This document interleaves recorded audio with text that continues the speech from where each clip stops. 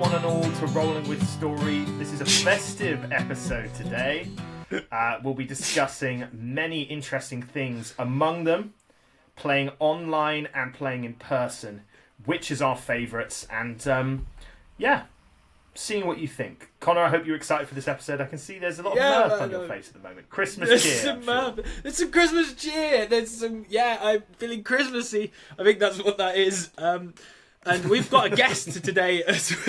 We've got a guest today as well, joining us as our dear friend and fellow colleague in D&D practice, Owen. Hello. Hey, say hello, Owen. Hey guys, happy to get involved. Happy to be here on this most festive of Sundays. I can't help but notice that you don't have a wreath. You've got the hat. The hat's great, but I feel like you wreath... told me festive. You didn't tell me that I had to wear Ghillie Christmas suit. ornaments.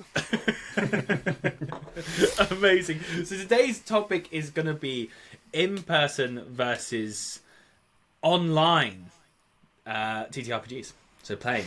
Who wants to start us off? Anyone got anything interesting to start us off? Sammy, you look poised to give us information. I am poised and ready. Yeah, my partial concealment gives me just a real kind of confidence to come out and speak.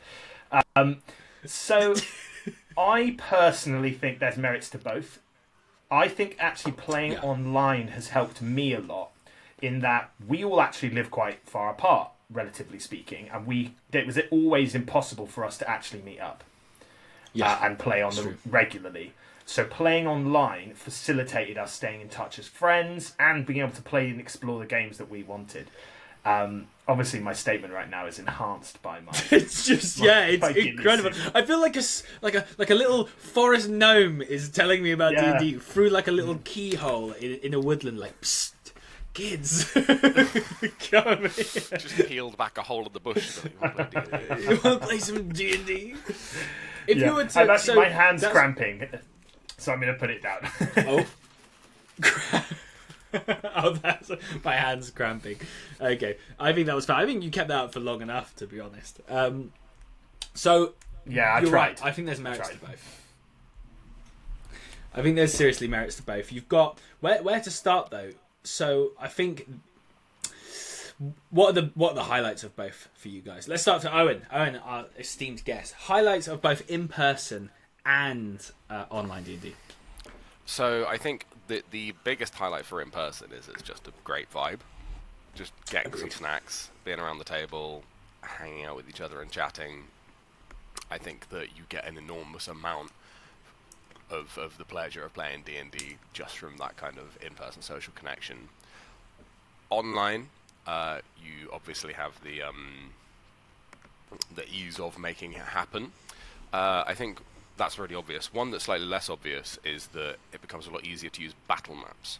And if you're more interested in a slightly more tactical kind of game, and you as a GM want to be ready to have more complicated maps at the go, and you don't have a lot of time or money and craft expertise to make that happen, you can get that going a lot faster in online play. Yeah, I think that's the really good point that I locked onto there was also the money element of it. Like, you don't need that much money to fire up a Roll20 and start making maps. And they have free tokens. I know you have to pay to get like all of the other tokens and stuff, but they give you free ones. You can draw as well with your mouse and stuff when in person. Though I actually think, in all honesty, I use battle maps more in person than I use them online, which is maybe a bit of a contradiction to that. Why though? Is it because not tech savvy? What would you say, Sam?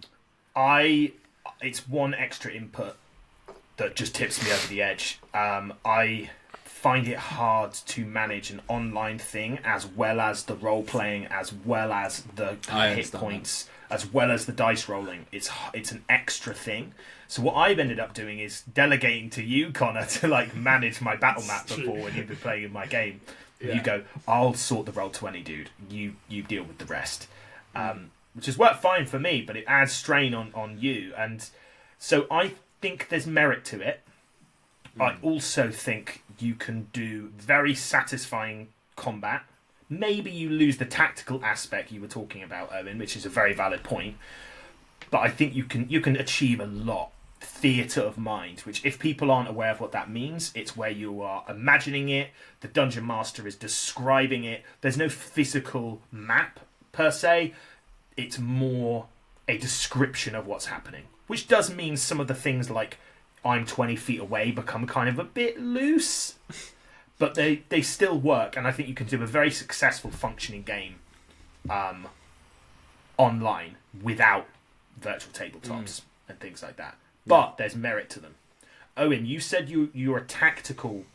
You mentioned tacticalness, and I know you as a person, you like tactical play. Yeah. When you're DMing, is that something? I know you DM in person a lot. If you were DMing online, is that something you use often?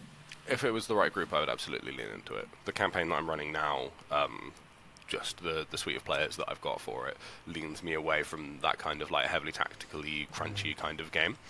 But if I'd love you to dig into that a little bit for me, Owen, please. That was really interesting. Different just the people at your table. Players. Yeah. Why you made that decision to go away from that?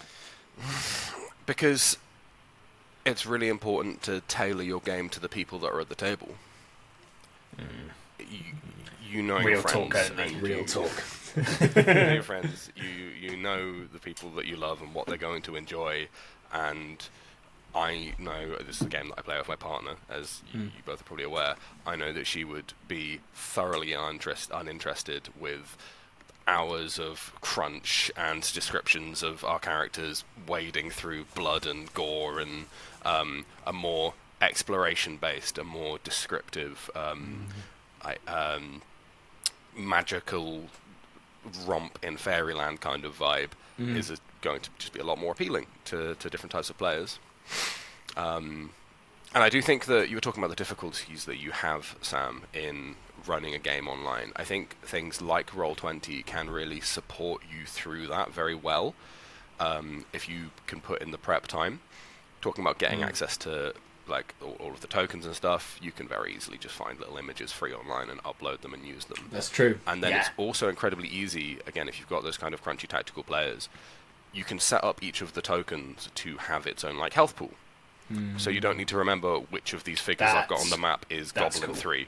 You just, this Goblin, I know when it is in the initiative because it gets highlighted by this initiative tracker that we've got set up, and I can see right here that its health pool is 2/3 empty. And I'm very aware when it's been killed by a player. That's cool. Interesting. That's very cool. I never used it to that extent. I think we used it more as like a map online, basically. But that's great tools. It's really useful. The risk is trying to get too much in on it. I remember I ran Out of the Abyss, and I ran it in Roll20. And I realised after a long time of just getting deeper and deeper and deeper, I was effectively coding actions into each of the I don't know if this is still how it works. This was like a decade ago. But I was trying to get every single one of the individual monsters that I might have on the map to have its like actions just ready for me to click, and that's too much, I think, for the GM. I think that's too much for the GM to be worrying about. I think just GM roll it behind your computer like you would with the GM screen. I guess there's like an element of kind of like competency in that as well, of like computer competency. Like I think maybe the reason me and Sam haven't gone as deep into Roll20 is that we're not as competent with kind of tech in that sense. I've definitely used it as a map, but I didn't even know these things were possible. No, neither me. Mad. Yes, it's very cool. It's really There's a lot cool. to be done with it.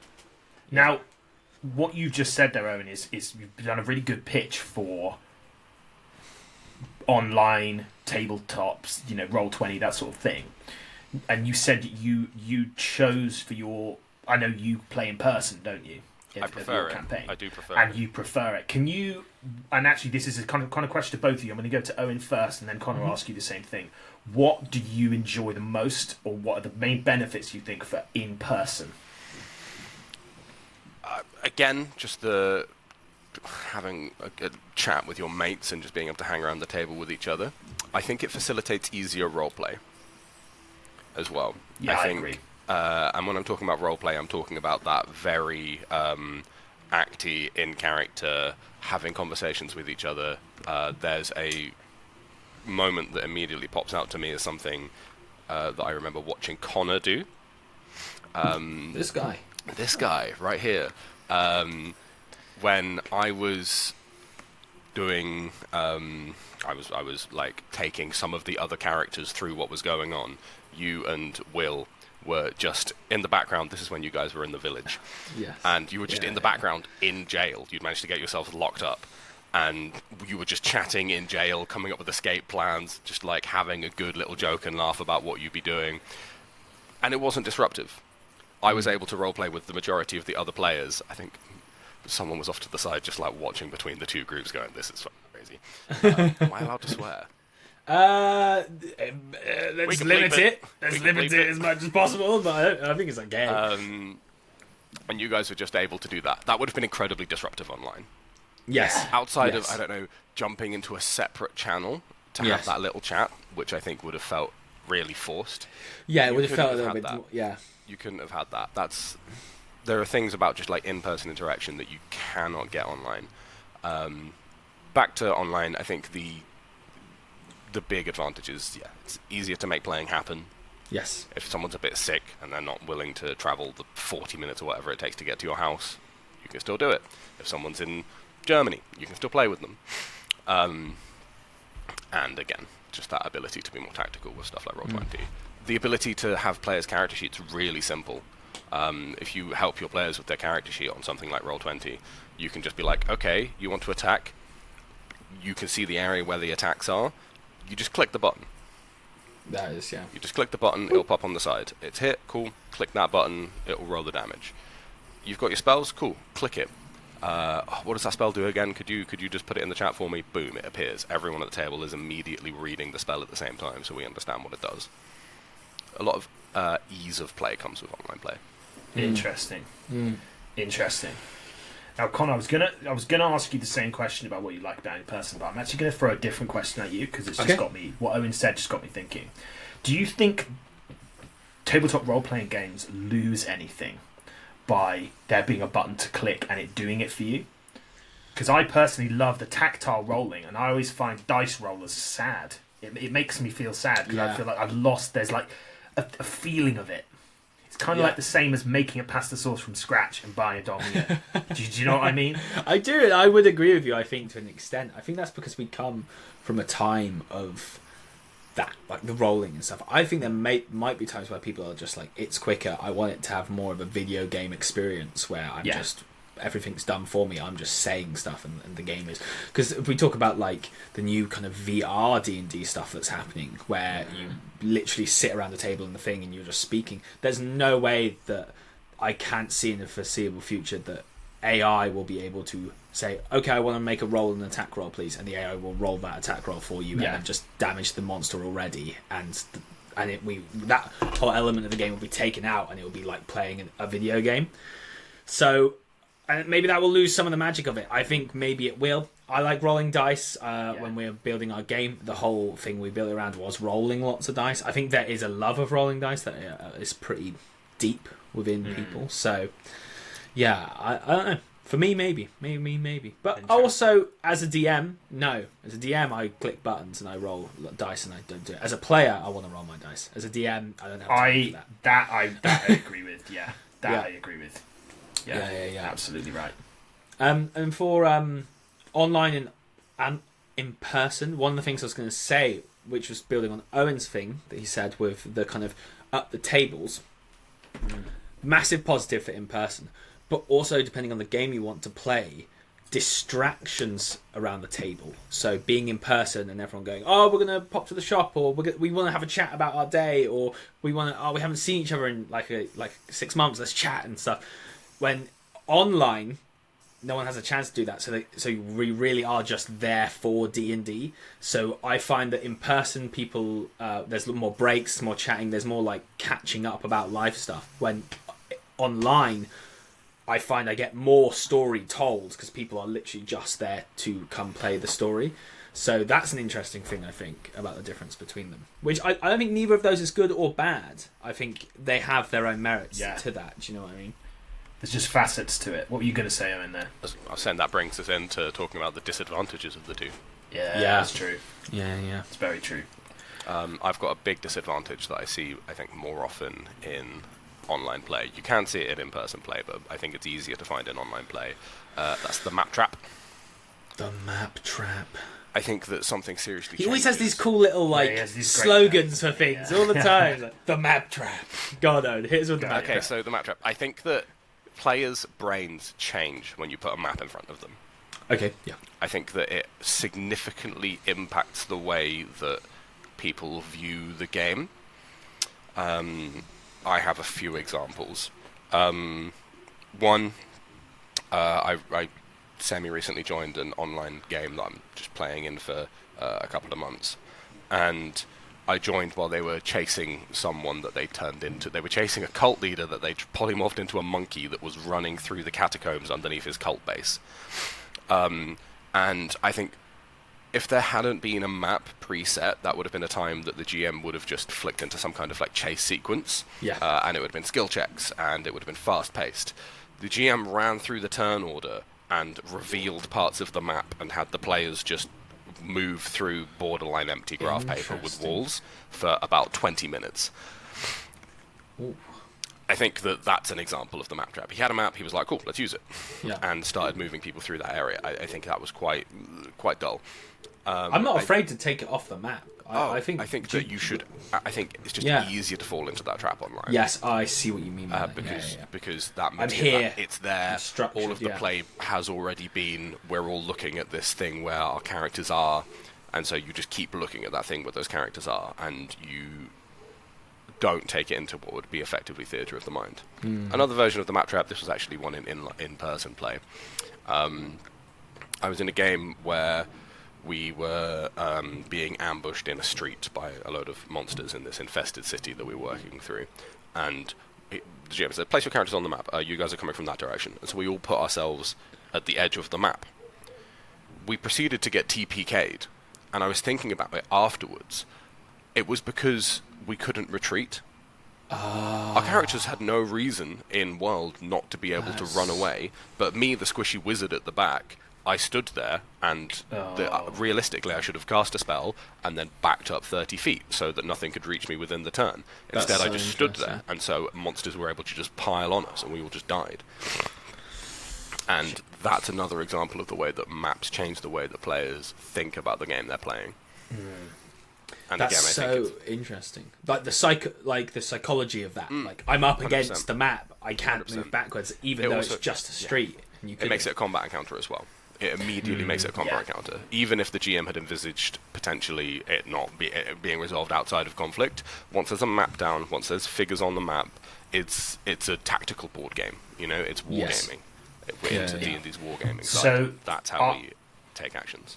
Sorry, I didn't want to cut you off there, Owen. Sorry about that. But that really made me think, actually, psychologically. So let's say the DM, GM says, right, I've made this map of a street.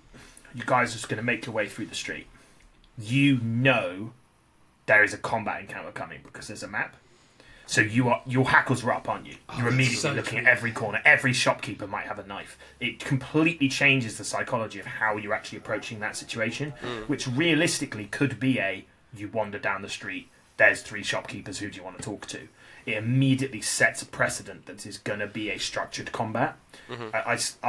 This is why I think what a map is for is it's for combat, only using for combat, and it's a specific combat that requires the actual geography, the terrain matters.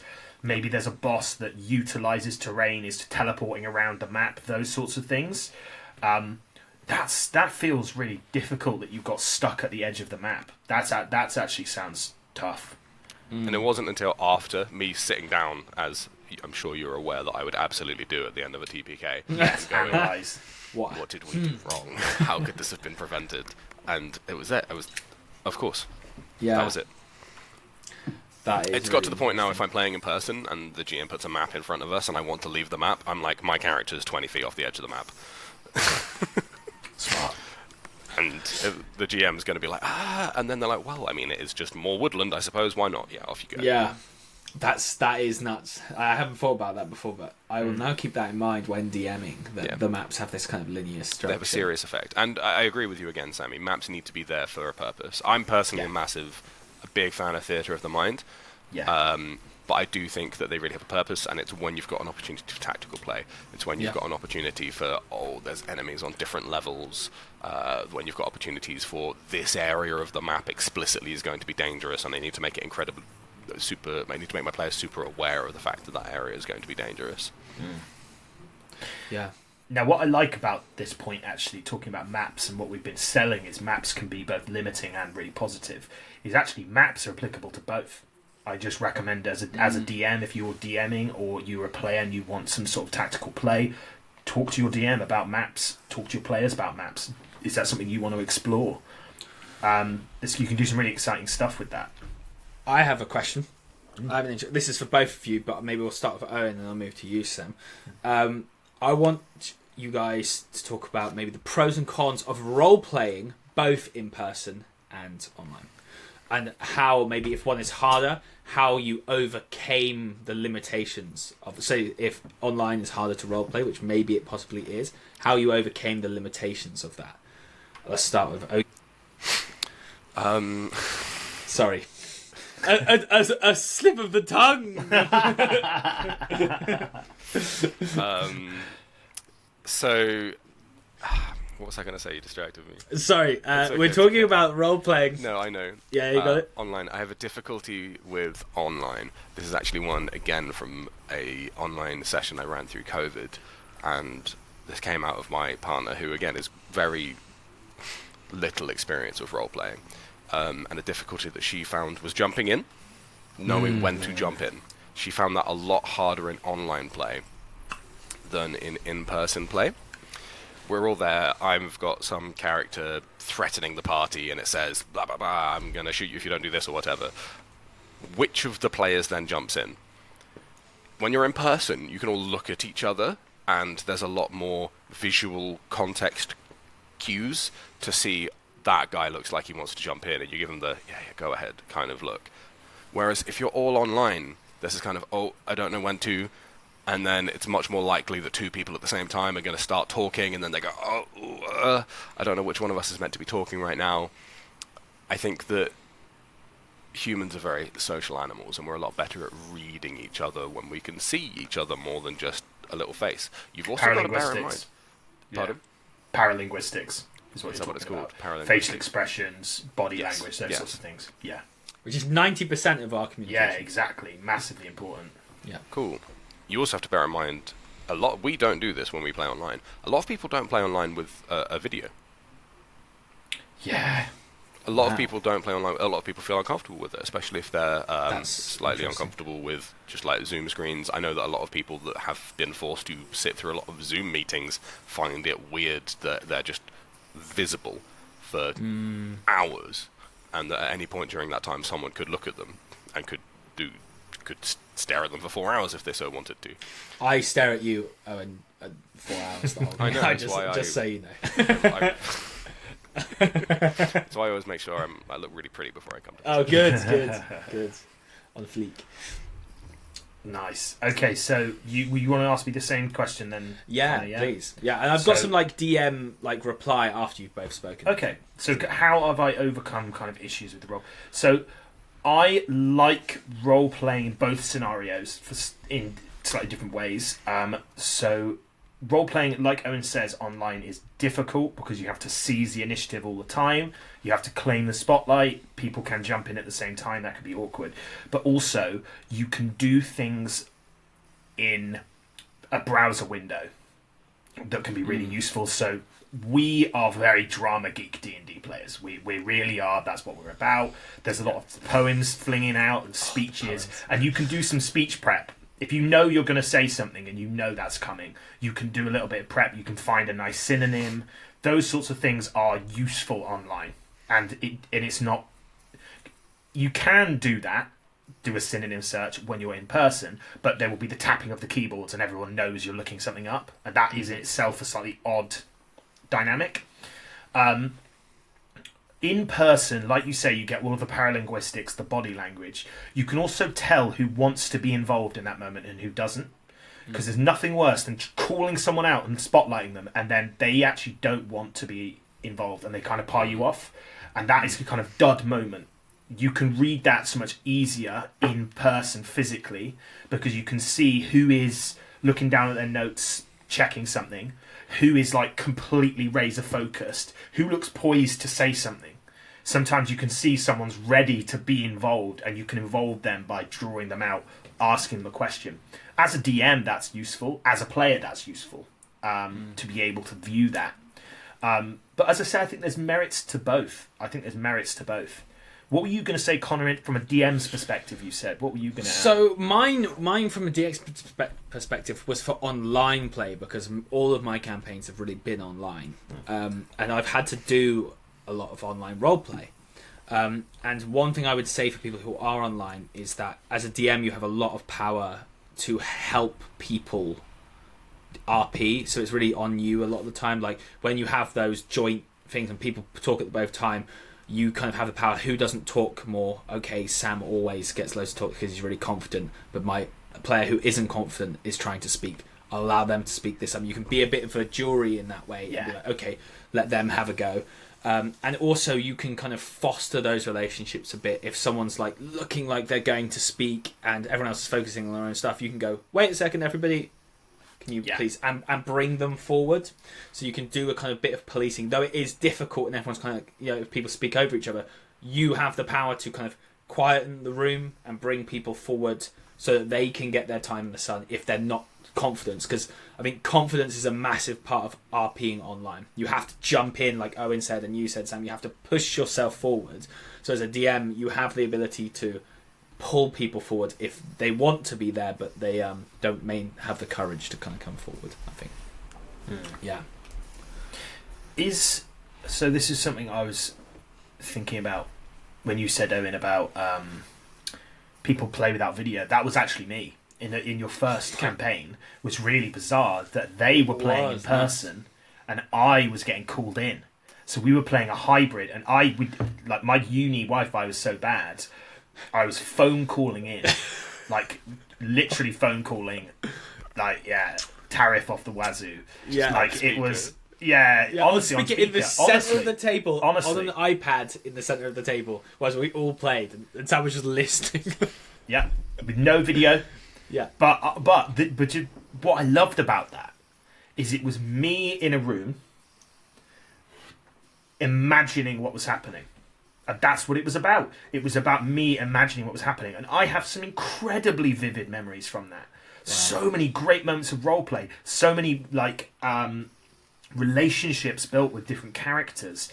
I can see NPCs so clearly because there was no computer in front of me. There was no distraction. There was no listening to music. It was me, my character sheet, and voices coming out the phone. It was radio D&D, and it was all in my head. I don't know if have you guys ever watched or listened to those like radio productions of Macbeth where it's like pure radio? Yeah, they're really good, and they're because it's voice acting, and I personally loved that. I find it hard now that we have video and I can talk to you and see what you're doing, but like I had an absolute ball doing that. And for a full year we did that. And DMing that was very much, I'd hear a chirp come from the iPad, like a chirp, and I'd be like, everybody, silence.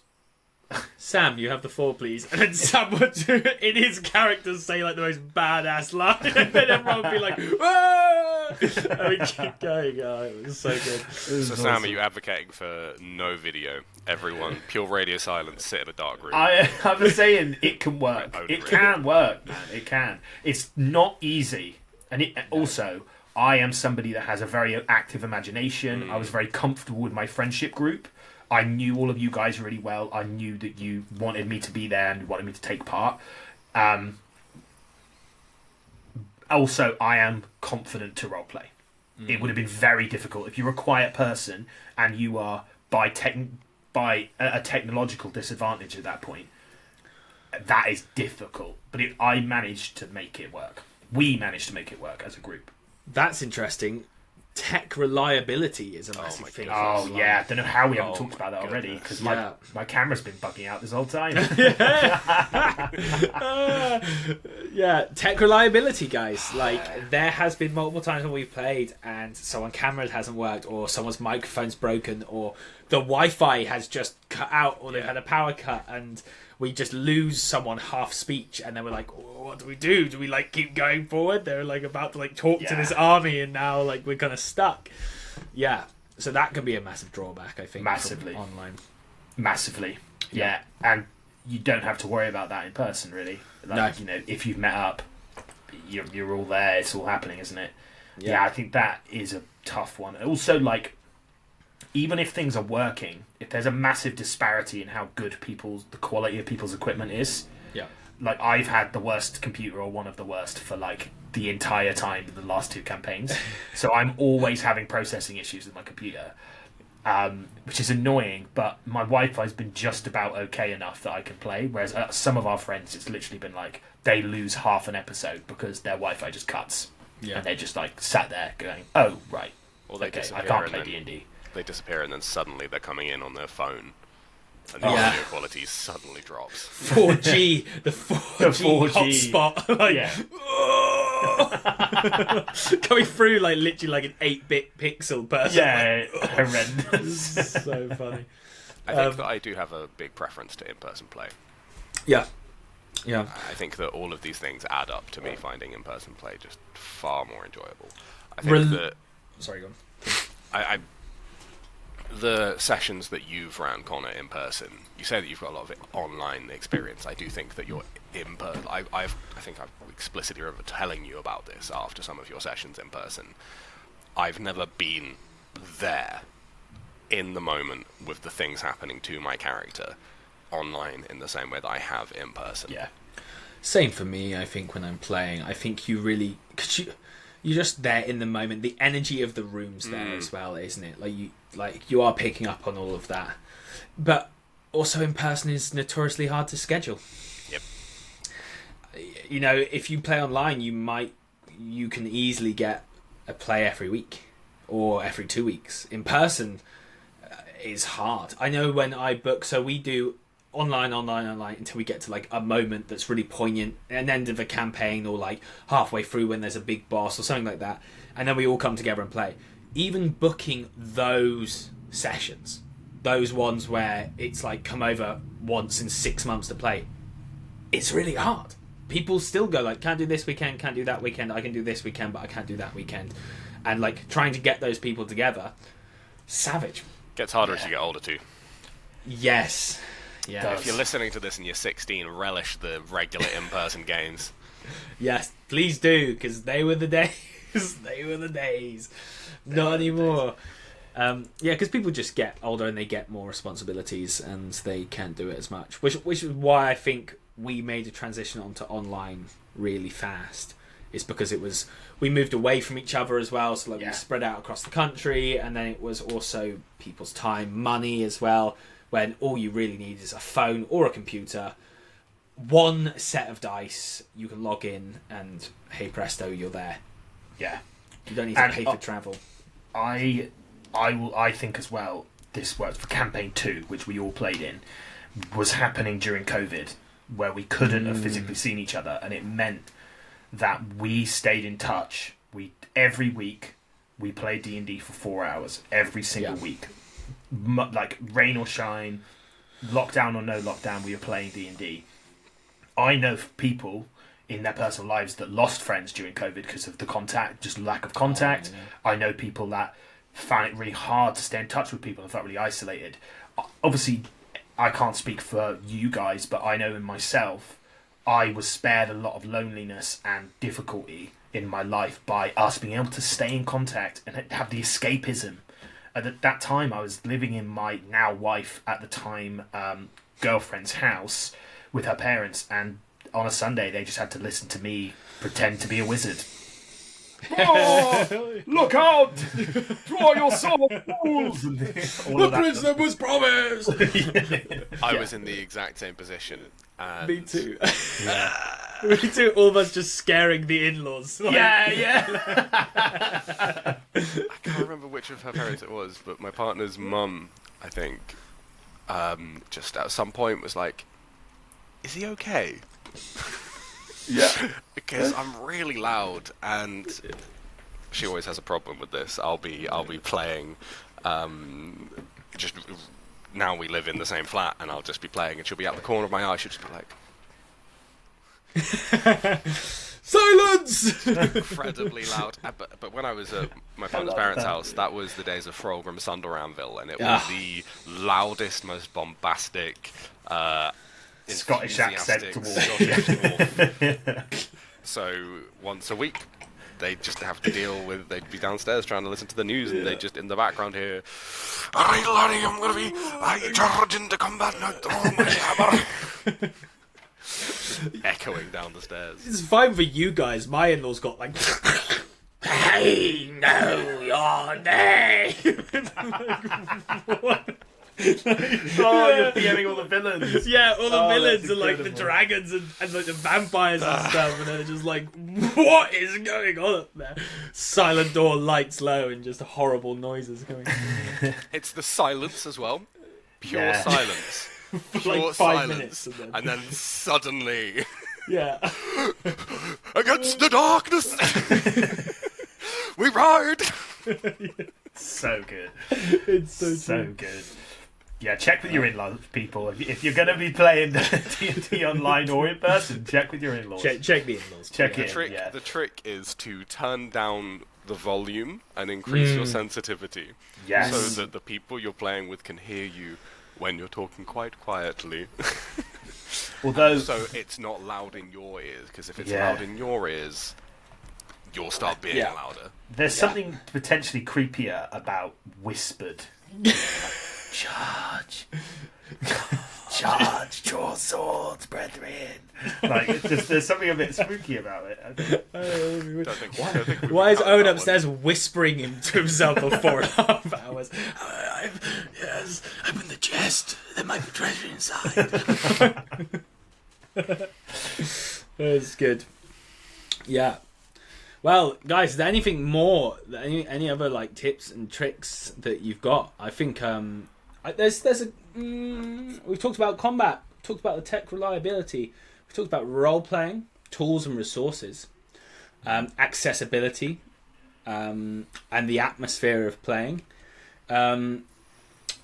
We've talked about the flexibility as well, of like kind of how that difference is. The only one we haven't talked about on my notes here is pacing, which maybe we've talked a little bit about, which is kind of in online you kind of have to wait your turn, which kind of upsets the pacing a little bit. It has to be more kind of structured in the pacing sense, and everyone kind of has to follow on. But yeah, I've got one. Go on. Buy-in. It's a lot easier to get solid buy-in from your players when you're in person. Yes. I have agreed. Been in one of my online map staring games where it's me and like 30 other people fighting over land for 4 hours a week every week. There was a guy playing that game that was also in a D&D game at the same time. Ah, I see. And he must have been one of the most absent players. Yeah. It must have been very difficult for the GM to have that level of distraction happening. I assume he has 2 screens and he's got his map on one side and the other on the other. Game on the other. And he wasn't super sweaty, hardcore going at the map game. He was very chill. There were other people that he was like in an alliance block with, so they weren't like crazy expanding, trying to conquer loads of land. But still, I think that with online play, you either need to be accepting that your players could be allowing themselves to become distracted by either the internet, just all of human information, just a 4-button click away, or something else like that, and either be ready for that, or make sure that you've got that buy-in from your players, that there's going to be that level of focus and intent. It's a really good point. Yeah, I can't imagine anything worse than trying to run a game and multiple of the players are just... Happens. Sam, you could probably talk about this too, but like it happens. Like we've talked on this show already about people having dud days because it's so easy to turn up. Some people do just want to turn up for the social, like I want to be with my friends, but I don't have the... If it was in person, you would probably go, I've had a bit of a rough week, I'm not going to come to D&D this week. But because it's online, you can log in and just get to spend some time with your friends, and you will have people that will just sit at the back and they'll kind of be on their phone, or they'll just be a little bit distracted. And sometimes that's just has to be okay, and you just have to go like, okay, cool, I will try, but also I'm playing with the people that are here and set up. I think in person people are more likely to be drawn in. Catch the vibe though. In person, you can catch the vibe a lot easier. Well, and ride it. Yeah. You can catch the vibe and feed off everybody else's energy around the table. So much easier. You can do that in online. No, that's definitely true. What you're describing, I think, to put that into like the energy, the vibe, is like the difference between watching a play in a theatre and watching a recording of the play. It's like it's the same thing, but there's a degree of separation from you and what the activity is going on. You can feel the energy in a theatre. You can feel everyone else's energy. The audience. You can see minutiae in the actors. Even if you're far away, you can feel the energy in the room, and it's that same thing. If you're acting, and maybe that's in itself a thing. If you are a very, like us, theatre geek, role-playing, narrative-led campaign, acty people, then probably in person is going to suit you really, really, really, really well. If you're playing a purely tactical map thing, probably in person would benefit you with that, but maybe the benefits you get from in person is less pronounced than in the sort of games that we like to play. Maybe it's a stylistic thing. Yeah, for sure. Excellent. Well, gents, any other things anybody wanted to add on to this? I want to say, Owen, thank you very much for coming. It's been really nice having you on. Really good laughs. Yes. Couple of swear words in there as well. We always like those. And the pet name. A couple of swear words and a pet name. Hey. Oh no, I'll beep it out for you. I'll save you. I want to thank you guys for having me on, and I want to thank Connor's tinsel for Yes. bobbing. Yeah, that's done very well. It's good. I did worry that it might be a little bit distracting, but no, it's good. Maybe it's just going to draw the attention to me. It's good. I love it. Amazing. I had so much fun, guys. That was great. Yeah, that was really good. That was really, really good. Thank you for listening, everybody. We really would like anybody to like and subscribe. We really want to push at the moment. Get us to people to subscribe, like, share, comment. If there's something you felt we missed talking about, send a comment, and we can do a little asterisk somewhere. And maybe talk about it in another episode. Thank you so much for your time for listeners, and thank you for your time, both of you gents. Great chat. Bye.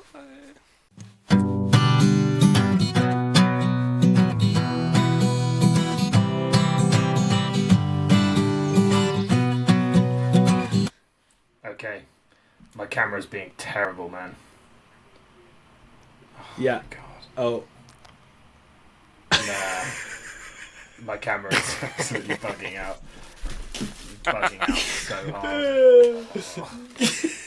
Why is it doing this? There's one extra person in Riverside, and it's like, no.